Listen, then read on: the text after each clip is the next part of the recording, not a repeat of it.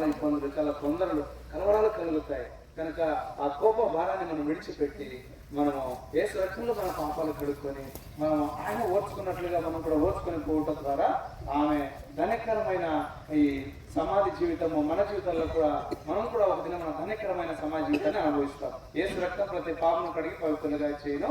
రెండు యేసును విశ్వాసం ఉంచుము, నేను ఇంటారు గొప్ప ఆత్మ వచ్చిన పాప క్షమాపణ ప్రయాసం అని విశ్రాంతి పొందుతారు. అటువంటి విశ్రాంతిలోనికి మనం అందరము ప్రవేశిస్తాం. దేవుడి మాటను దీవించి కుటుంబాన్ని ఆదరించి కుటుంబాన్ని బలపరిచిన గాక.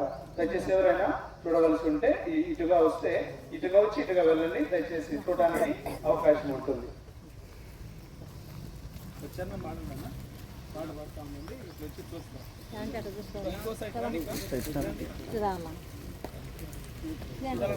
రండి.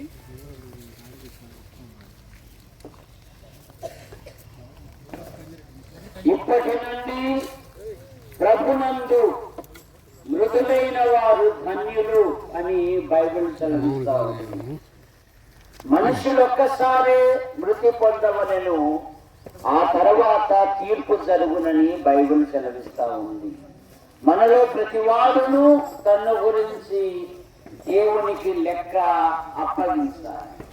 మానవుడు పాపములో పుట్టి పాపములో పెరిగి పాపములో జీవిస్తూ పాప పరిహారము కొరకై అనాది నుండి అనేకమైన ప్రయత్నములు చేయించున్నాడు. మానవ ప్రయత్నములు దేవుని దృష్టిలో మురికి పేలికలు గనక అయ్యో నేనంత దౌర్భాగ్యులను, ఇట్టి మరణమునకు లోనకు శరీరము నుండి నన్ను ఎవడు విడిపించును?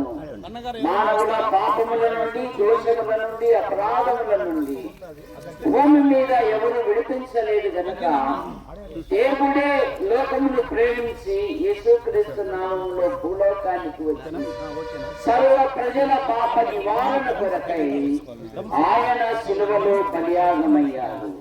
యేసు రక్తము ప్రతి పాపము నుండి మనల్ని పవిత్రులుగా చేయును. ప్రభు అయిన యేసునందు విశ్వాసం ఉంచుము, అప్పుడు నీవును నీ ఇంటి వారు రక్షించబడుదురని బైబిల్ సెలవిస్తుంది కనుక ప్రియులారా, ప్రభు అయిన యేసును అంగీకరించి పాప క్షమాపణ పొంది దేవుని రాజ్యానికి వారసులు కావాలని ప్రేమతో మీకు మనవి చేయించున్నాను.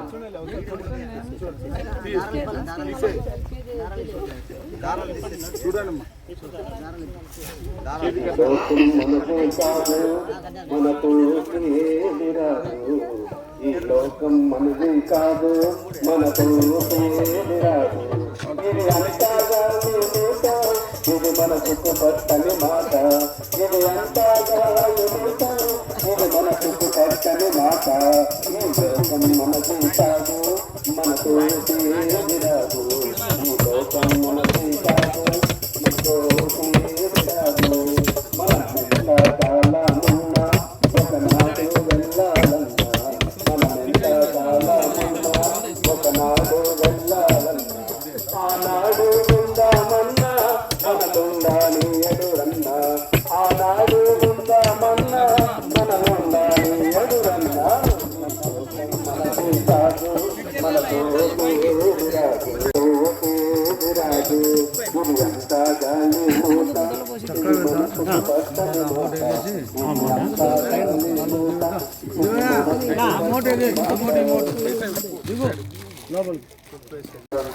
మనవాళ్ళు మన వాళ్ళ తల్లి పంచిన ప్రేమ, వారి కుటుంబ సభ్యులు దేశగా అవగా పొందిన ప్రేమ బిడ్డలకు మీరు ఆదరించండి. వారితో మీరు నిత్యము నడవండి. కుటుంబానికి కావలసిన వాక్యపు ఆదరణ, వారి మార్గంలో వెలుగు ప్రకాశించండి అని వారు బ్రతుకు సంవత్సరములన్నీ కూడా మధ్యాహ్న తేజస్సు కంటే అధికముగా ఉండలాగిన పిల్లల భవిష్యత్తులు సిద్ధపరచండి. వారి దేవుని సేవలో, కుటుంబ కూడికల్లో, పరిశుద్ధ స్థలాల్లో, వారి వారి జీవిత ప్రయాణాల్లో మీరు ఎంతైనా శ్రేష్టమైన కృపను కలిగించేయండి. ఇప్పుడు వచ్చిన బంధుమిత్రులు, స్థానిక సంఘము, ఆయా దేవుని సేవకులు, పరిశుద్ధ విశ్వాసులు, తెలిసిన వారు, రక్త సంబంధికులు, స్నేహితులు, బంధుమిత్రులందరినీ బట్టి హృదయమాన గణపరుస్తూ కనుక తగిన రీతి సమాధి చేయబడుతుండగా తన ఆత్మను మీకు అప్పగిస్తూ మట్టికి అప్పగిస్తూ గొప్ప దేవుడవని గణపరుస్తూ ఘనత మహిమ ప్రభావాలు చెల్లించుకొనొచ్చు. సంగమం రాత్రి అంతా కూడా బిడ్డలు ఆదరణకరంగా పడిన పాటలు, వాక్య భాగము కుటుంబానికి ఎంతైనా ఆదరణకరంగా మార్చండి. తన దేహం ఎడబాపోయినా తన జ్ఞాపకాలు ప్రభువును ఆనందపరిచేవిగా వారు ఉత్సహించి సంతోషించి కుటుంబము అభివృద్ధిలోనికి రాగలిగినట్లుగా సహాయపడమని యేసుక్రీస్తు ప్రభు వారి మంచిని మట్టికి చేస్తూ ప్రార్థించి స్తుతులు చెల్లించి వేడుచున్నాము తండ్రి. మన తండ్రి అయిన దేవుని ప్రేమలు, ఆత్మీయతమైన సహవాసం